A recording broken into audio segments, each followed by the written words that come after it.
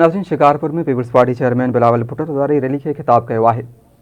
हमारा ख़बर शेयर कयूं पिया। ब्रेकिंग न्यूज़ है। असा अवामी मुआशी मुआहिदो तैयार किया है। पीपी चेयरमैन बिलावल भुट्टो ज़रदारी जो वण वज़ीर आज़म बणिजी अवामी मुआशी मुआहिदे से गुरबत ख़त्म करे ॾेखारींदसि। असां नौजवाननि लाइ रोज़गार जो इंतज़ाम कंदासीं। हमारा ख़बर शेयर कयूं पिया। ब्रेकिंग न्यूज़ है।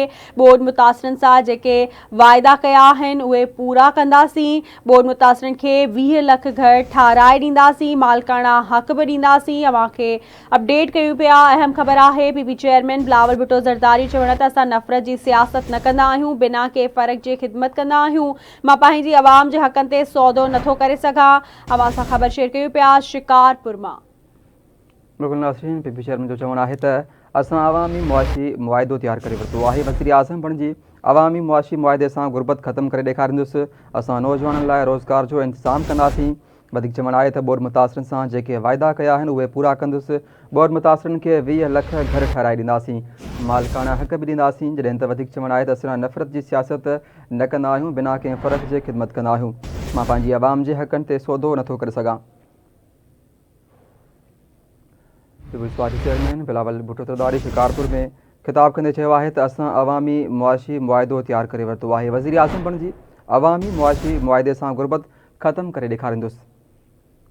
पीपी चेयरमैन जो चवणु आहे त असां नौजवाननि लाइ रोज़गार जो इंतज़ाम कंदासीं। बोर्ड मुतासिरनि सां जेके वाइदा कया आहिनि उहे पूरा कंदुसि। वधीक चवणु आहे त बोर्ड मुतासिरनि खे 20 लख घर ठाराए ॾींदासीं। मालिकाना हक़ बि ॾींदासीं। असां नफ़रत जी सियासत न कंदा आहियूं। असां अवामी मुआशी मुआहिदो तैयार करे वरितो आहे। वज़ीर आज़म बणिजी अवामी मुआशी मुआहिदे सां गुरबत ख़त्म करे ॾेखारींदुसि।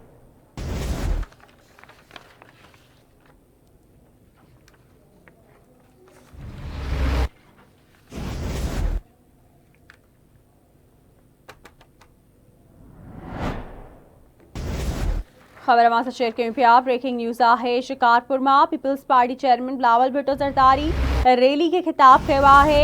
पीपी चेयरमैन जो चवणु आहे त असां अवामी मुआशी मुआहिदो तैयार किया है। वज़ीर आज़म बणिजी अवामी मुआशी मुआहिदे सां गुरबत ख़त्म करे ॾेखारींदसि।